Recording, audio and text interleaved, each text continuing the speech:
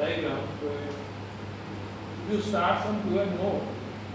What they have studied is at 2:30 you have a best coordination time, 3:30 first reaction time, and at 5 o'clock we have the greatest cardiovascular efficiency and losses. At 6:30 the blood pressure is highest, that is the zenith of everything. Then the temperature is at 7 o'clock is the highest. Like you know, our temperature is not normal at 98.6 or something like that. It varies. It varies from morning to evening. The highest is in the evening, and that is around 7 o'clock. So now the sleep time starts at 9 o'clock. We have certain chemical secretaries or hormones which are responsible for that. Melatonin is one of them, and adenosine as well.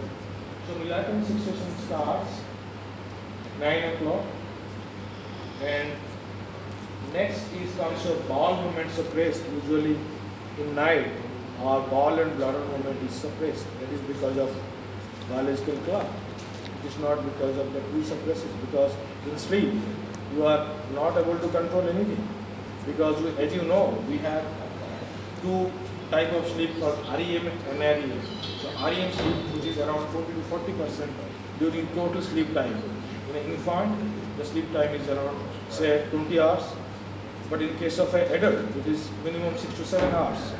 So now, out of 7 hours, out of 8 hours, 20 to 40% time goes in REM sleep, which is called dreaming sleep, which you have a rapid eye movement, and NREM sleep, which is the rest of the things, which again divided into three stages: N1, N2, N3.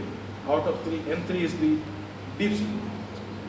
It's the deep sleep who are responsible for the delta waves. They have done EEG, they found delta waves. N1, the theta and beta waves. And the rest of the things are N2 is in between that.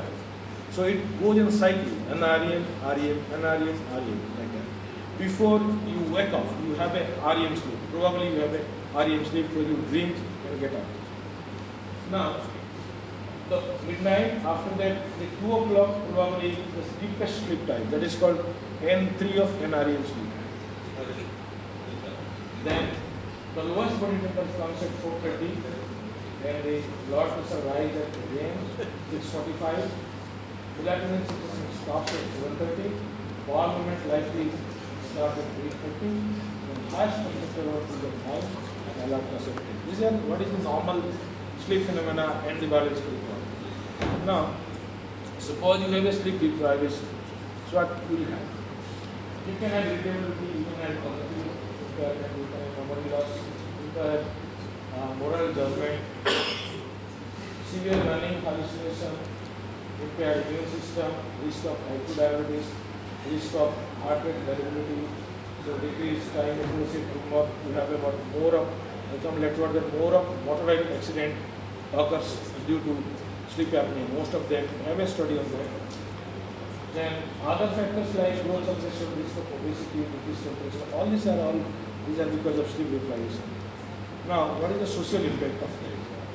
There is a nice paper, in fact in our country, newspaper comes with lot other stories. They never give the story or the awareness to the people who are really need. So in a USA paper came with this kind of advertisement where everything is written. Whatever the symptoms and all, can you please consult the physician if you want for this problem. So we don't have that kind of things in our newspaper, rather we get a lot of political news and other things.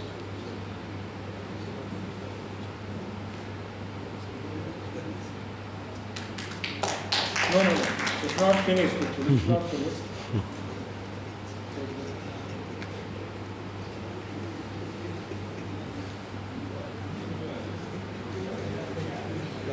I know that all of you are hungry and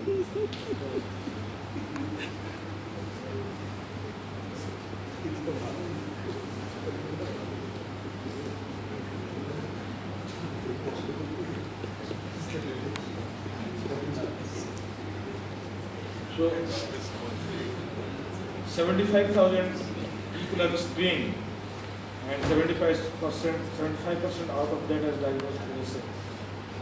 And the fragmentation of sleep occurs in sleep disturbance breathing, and they have symptoms like increased daytime somnolence, decreased intellect, behavior and personality changes, neurosis, and sexual dysfunction is one of them.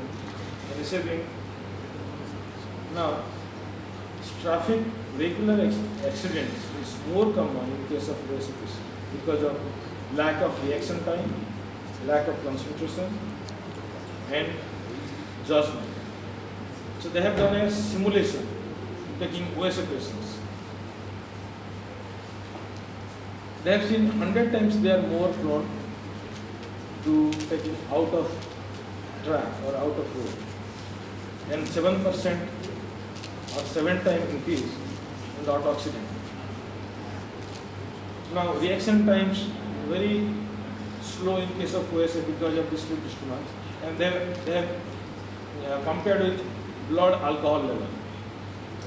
They found that in a normal control with alcohol, around 0.8 milligram per deciliter alcohol in blood equivalent to one sleep apnea patient.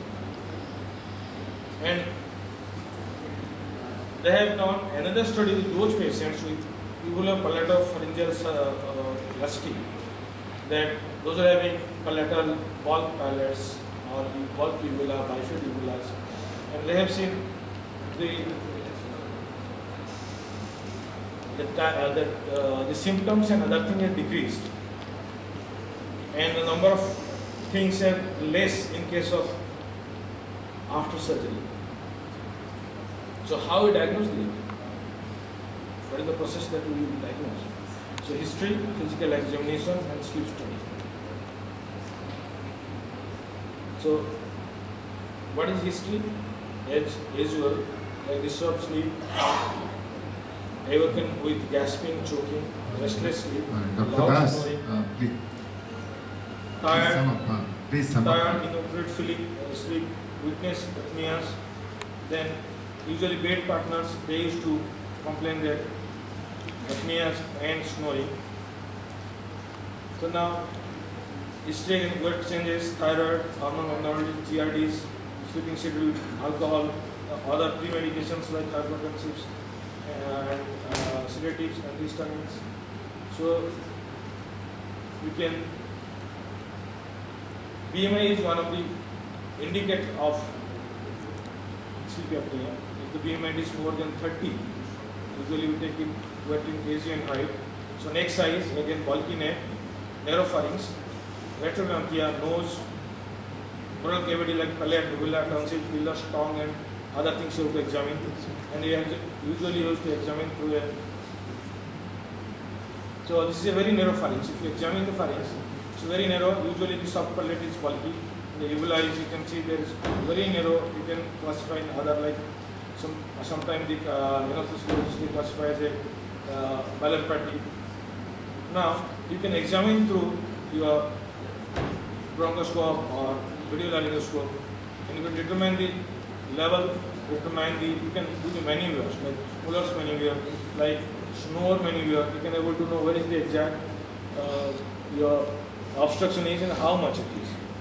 Now to evaluate history, apnea reported by bed partners, awake with choking, hypertensions, and BMI more than 30. So all of that are sensitive and specific. So all sensitive, more than 92% specific, 51% specific, reported in the American Journal of Respiratory Medicine. So the thing is, you have to do a sleep study called a polysomnography.